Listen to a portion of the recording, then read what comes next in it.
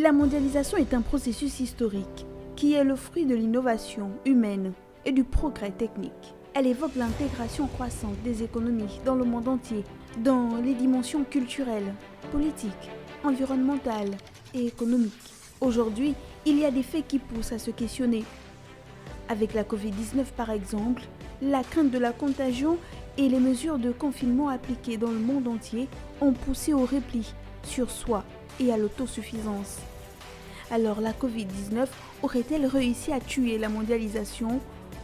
Alors que l'humanité est plongée dans cette crise sanitaire qui n'a pas encore fini de nous surprendre, la question des modes de gouvernance de la mondialisation se pose. La pandémie de la Covid-19 pourrait-elle devenir symbole d'une mondialisation malheureuse ?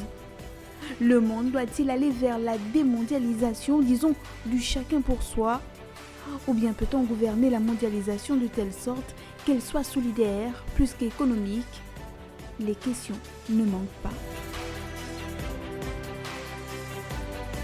Le monde est face à une mondialisation non solidaire entre les pays du Nord et ceux du Sud, mais le plus grave, entre les pays du Nord eux-mêmes. Sans oublier la mondialisation marquée par la guerre commerciale entre les États-Unis et la Chine, où chacun souhaite s'emparer de la première place. Certains parlent même de retrouver un nouvel ordre mondial. Mais ces deux grandes puissances, convaincues de leur pouvoir économique, se révèlent incapables de se coordonner efficacement à l'échelle internationale à cause de la crise sanitaire. Les effets pervers du protectionnisme ont pris le dessus à travers la planète. Pour certains observateurs, la mondialisation doit être gouvernée à nouveau. Elle doit être remodelée dans le sens d'une solidarité sociale et humaine qui ne cherche pas à satisfaire les intérêts économiques des pays du Nord développés au détriment des pays du Sud. Chaque pays devrait se prendre en main.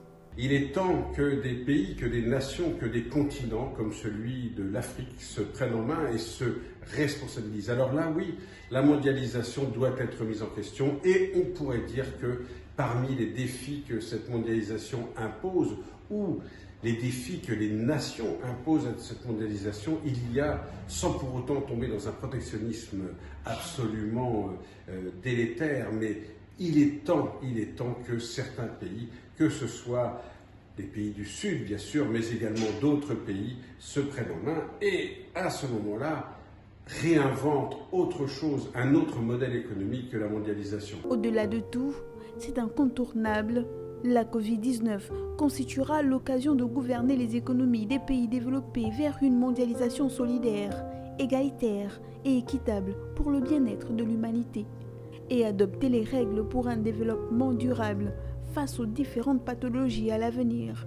La crise épidémique du coronavirus illustre le lien entre la mondialisation économique et la mondialisation solidaire.